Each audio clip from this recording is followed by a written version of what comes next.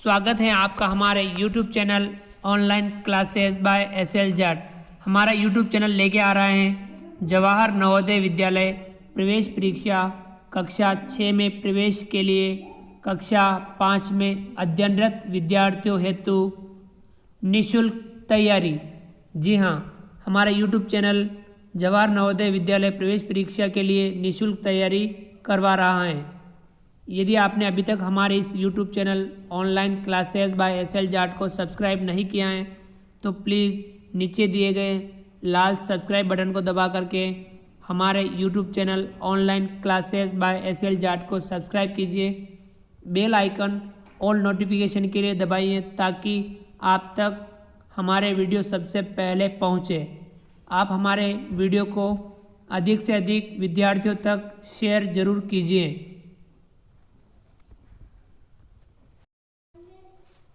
परीक्षा की संरचना। यह परीक्षा एक चयन परीक्षा है। चयन परीक्षा की अवधि 2 घंटे होगी। परीक्षा 11:30 पूर्वांह से 1:30 अपराह्न तक होगी। इस परीक्षा में 3 खंड होंगे जिनमें वस्तुनिष्ठ प्रकार के प्रश्न होंगे। प्रश्नों की कुल संख्या 80 होगी और पूर्णांक 100 होगा। परीक्षा में जो 3 खंड होंगे, पहला खंड होगा मानसिक योग्यता परीक्षा जिसमें प्रश्नों की संख्या होगी 40 और अंक होंगे 50। परीक्षा का दूसरा जो खंड होगा वह होगा अंक गणित परीक्षा जिसमें प्रश्नों की संख्या होगी 20 तथा अंकों की संख्या होगी 25। तीसरा खंड होगा भाषा परीक्षा जिसमें प्रश्नों की संख्या होगी 20 तथा अंकों की संख्या होगी 25। इस प्रकार से परीक्षा में कुल 80 प्रश्न होंगे जिनके अंक होंगे 100। प्रत्येक अभ्यर्थी को 3 खंडों की एक ही परीक्षा पुस्तिका दी जाएगी। दिव्यांग विद्यार्थियों, भिन्न रूप से सक्षम विद्यार्थियों के लिए 30 मिनट अतिरिक्त समय दिया जाएगा। उत्तर अंकित करने की विधि।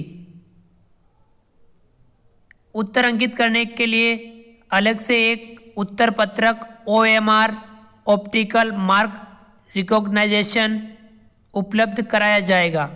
विद्यार्थियों को केवल उसी OMR पत्रक में उचित स्थान पर अपना उत्तर अंकित करना आवश्यक है। OMR पत्रक की नमूना प्रति नवोदय विद्यालय संगठन की वेबसाइट पर अपलोड कर दी जाएगी।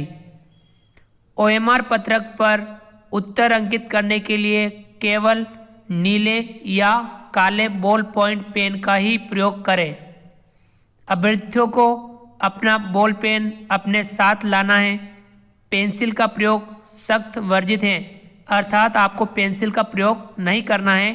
केवल काले या नीले बॉल पॉइंट पेन का ही प्रयोग करना है। प्रत्येक प्रश्न के 4 वैकल्पिक उत्तर होंगे जिनमें केवल एक ही उत्तर सही है। अभ्यर्थी को सही उत्तर का चयन करना है और सही उत्तर वाले गोले को पूर्णतया काला करना है।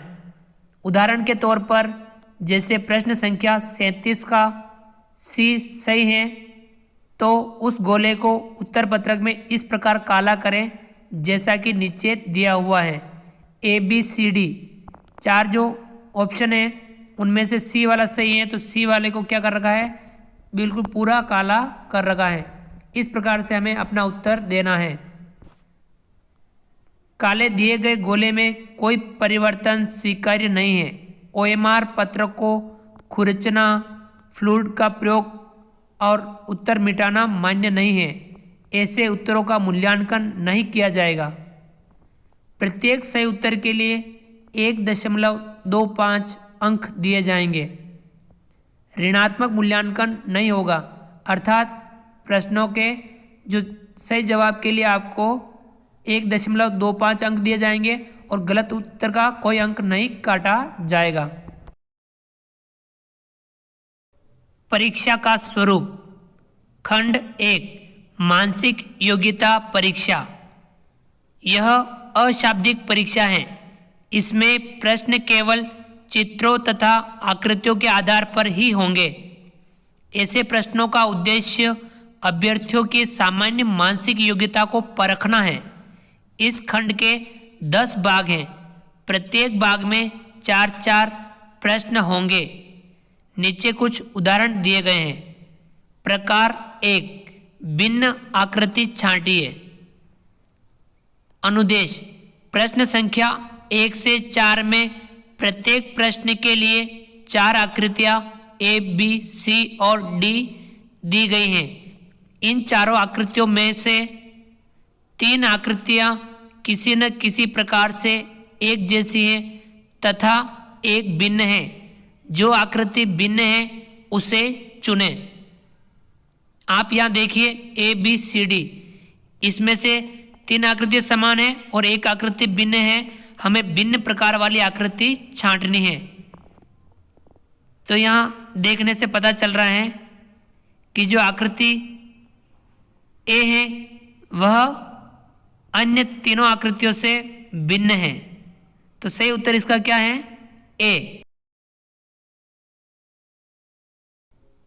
प्रकार 2, आकृति मिलान।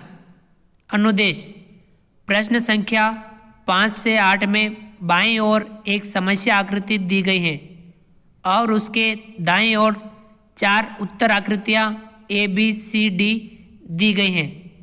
उत्तर आकृति का चयन करें जो समस्या आकृति के बिल्कुल समान है। यहाँ हम बाईं ओर एक समस्या आकृति है और उसके दाईं ओर ए, बी, सी, डी 4 उत्तर दे रखे हैं। इसमें से हमें वह उत्तर चयन करना है जो इधर समस्या आकृति के समान है। यहाँ हमें देखने से पता चल रहा है सही उत्तर यहाँ है सी। प्रकार 3, आकृति पूरक। अनुदेश, प्रश्न संख्या 9 से 12 में बाईं ओर एक समस्या आकृति है।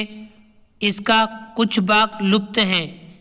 दाईं ओर की दी गई ए, बी, सी, डी उत्तर आकृतियों को देखिए और ऐसी उत्तर आकृति का पता लगाइए जो बिना दिशा बदले समस्या आकृति के लुप्त भाग में फिट हो जाए, जिससे कि समस्या आकृति पूर्ण हो जाए।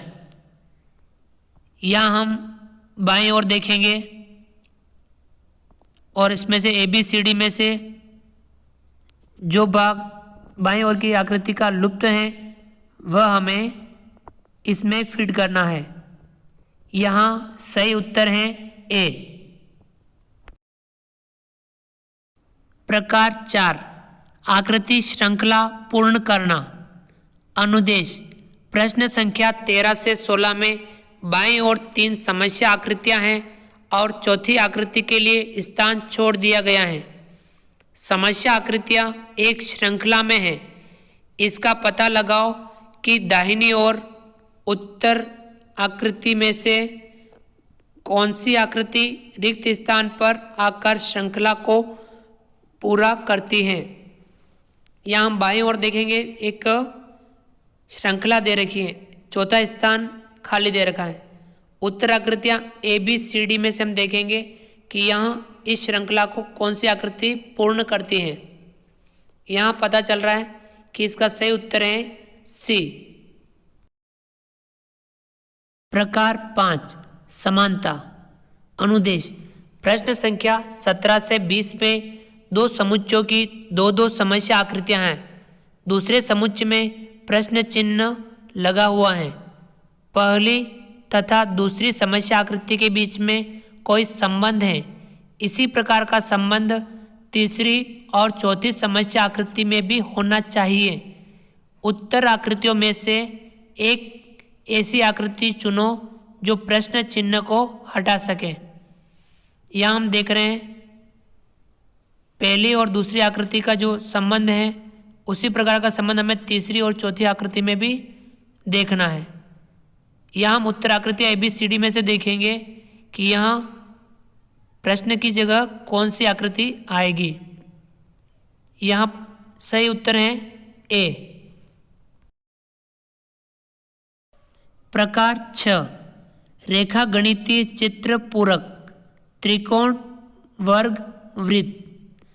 अनुदेश प्रश्न संख्या 21 से 24 में बाईं ओर रेखा गणितीय आकृति का एक भाग प्रश्न आकृति के रूप में दिया गया है और इसका अन्य भाग दाईं ओर के उत्तर आकृति ABCD में से है। ऐसी आकृति चुनिए जो रेखा गणितीय आकृति को पूरा कर दें। यहाँ हम बाईं ओर की आकृति देखेंगे। इसके छूटे हुए भाग को ABCD में से कौन सी आकृति पूरा करती है? यहाँ सही उत्तर है A। प्रकार 7 दर्पण बिंब। अनुदेश प्रश्न संख्या 25 से 28 में बाईं ओर एक समस्या आकृति है और इसके दाईं ओर 4 उत्तर आकृतियाँ ABCD दी गई हैं। ऐसी आकृति चुनो जो समस्या आकृति का दर्पण में प्रतिबिंबित होगा जब दर्पण को XY रूप में रखा जाए। यहाँ हम बाईं ओर की आकृति देखेंगे और ABCD में से दर्पण प्रतिबिंब देखेंगे। यहाँ सही उत्तर है D। प्रकार 8 पंच नियंत्रित आकृति मोड़ना या खोलना। अनुदेश प्रश्न संख्या 29 से 32 में बाईं ओर समस्या आकृति के रूप में कागज का एक टुकड़ा मोड़ा तथा पंच किया गया है और दाईं तरफ 4 उत्तर आकृतियाँ A, B, C व D दी गई हैं। उस उत्तर आकृति को चुनो जो कागज खुलने पर कैसा दिखेगा। यहाँ हम बाईं ओर की आकृति देखेंगे कि कागज को मोड़ रखा है और उसे पंच कर रखा है और ABCD में से हम देखेंगे कि इस कागज के मोड़ को वापस खोलने पर किस प्रकार की आकृति दिखेगी। यहाँ सही उत्तर है A। प्रकार 9 स्पेस विजुअलाइजेशन। अनुदेश प्रश्न संख्या 33 से 36 में बाईं ओर एक समस्या आकृति दी गई है। दाईं तरफ 4 उत्तर आकृतियाँ A, B, C व D दी गई हैं। उस उत्तर आकृति को चुनो जो समस्या आकृति में दिए गए टुकड़ों को जोड़ने पर प्राप्त होगी। यहाँ हम बाईं ओर देखेंगे और ABCD में से हम वह आकृति देखेंगे जो टुकड़ों को जोड़ने पर प्राप्त होगी। यहाँ सही उत्तर है D। प्रकार 10 सन्निहित आकृति। अनुदेश प्रश्न संख्या 37 से 40 में बाईं ओर एक समस्या आकृति दी गई है और दाईं तरफ 4 उत्तर आकृतियाँ A, B, C, D दी गई हैं। उस उत्तर आकृति को चुनो जिसमें समस्या आकृति छिपी हुई है। यहाँ हम बाईं ओर की आकृति देखेंगे और यह आकृति ABCD में कहाँ छुपी हुई है। इसका सही उत्तर है B। खंड 2 अंकगणित परीक्षा। इस परीक्षा का मुख्य उद्देश्य अभ्यर्थियों की अंकगणित में आधारभूत दक्षता को मापना है। इस परीक्षा के सभी 20 प्रश्न निम्नलिखित 15 विषयों पर आधारित होंगे। पहला संख्या और संख्या पद्धति। दूसरा पूर्ण संख्याओं पर 4 आधारभूत संक्रियाएं। तीसरा भिन्नात्मक संख्याएं और उन पर 4 आधारभूत संक्रियाएं। चौथा गुणनखंड और गुणांक एवं उनके गुण। पांचवा संख्याओं का लघुत्तम समापवर्त्य तथा महत्तम समापवर्त्य। छठा दशमलव तथा उन पर आधारभूत संक्रियाएं। सातवां, भिन्नों को दशमलव में तथा दशमलव को भिन्नों में बदलना। आठवां, मापन, लंबाई, द्रव्यमान, धारिता, समय, धन इत्यादि। नौवां, दूरी, समय तथा गति। 10वां, व्यंजकों का सन्निकटन। 11वां, संख्यात्मक व्यंजकों का सरलीकरण। 12वां, प्रतिशतता तथा उनके अनुप्रयोग। 13वां, लाभ तथा हानि। 14वां, साधारण ब्याज। 15वां, परिमाप, क्षेत्रफल तथा आयतन।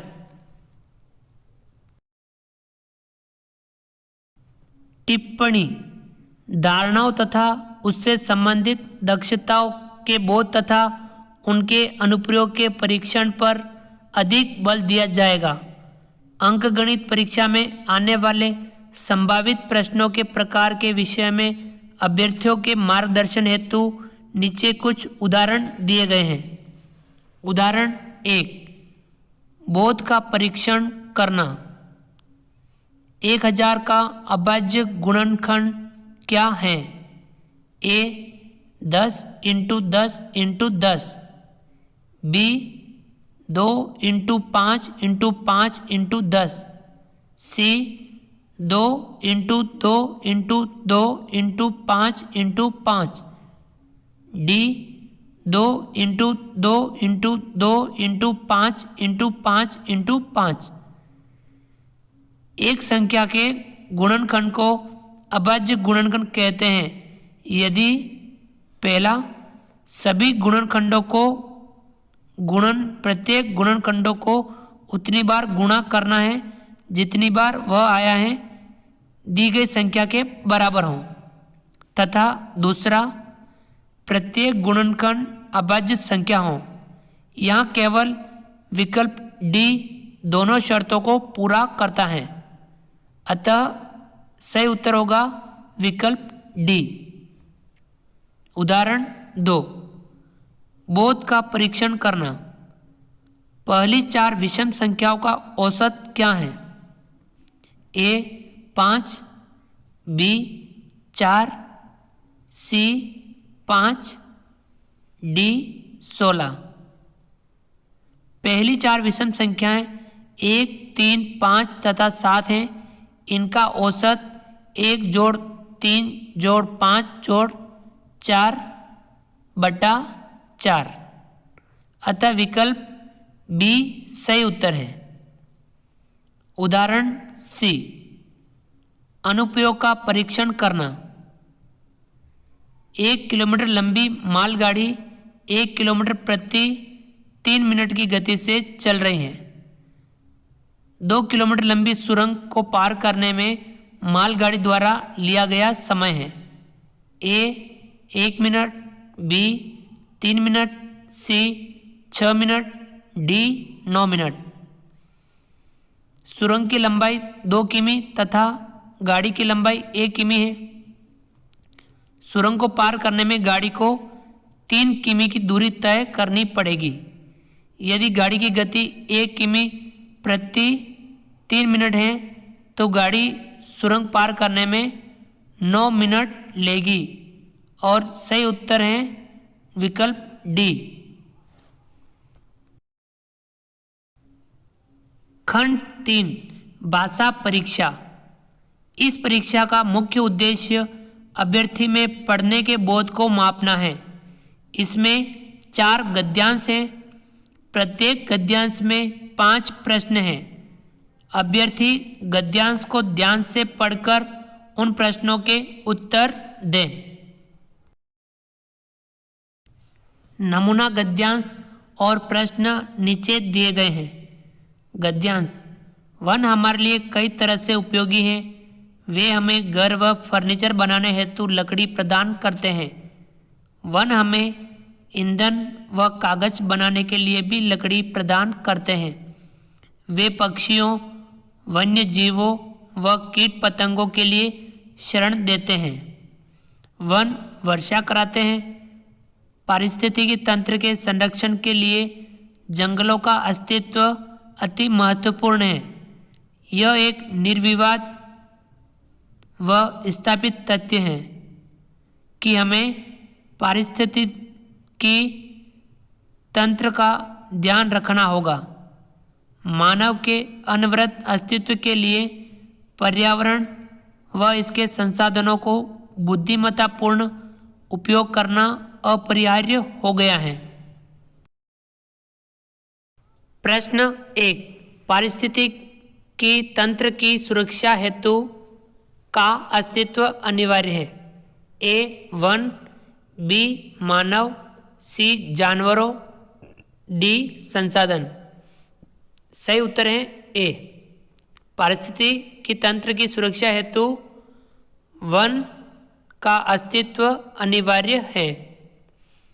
प्रश्न 2, संरक्षण का विलोम है। ए बचाव, बी शरण, सी निर्माण, डी विनाश।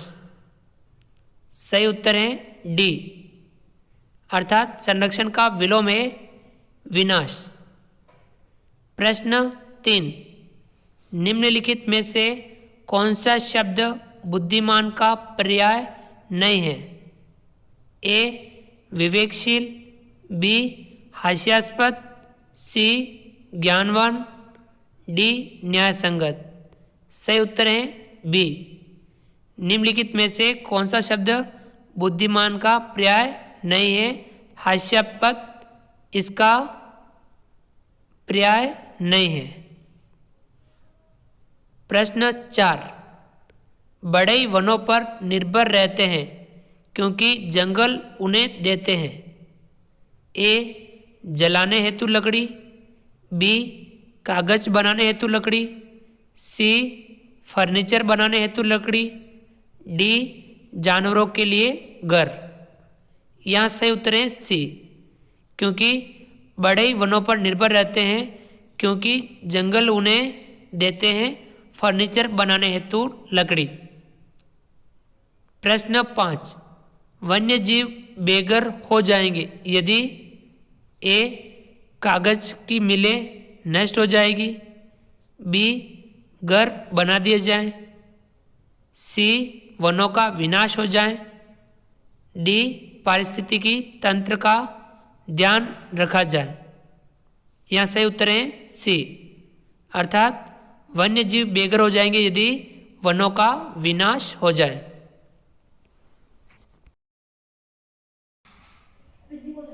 Please like, subscribe and share our YouTube channel online classes by SL Jat.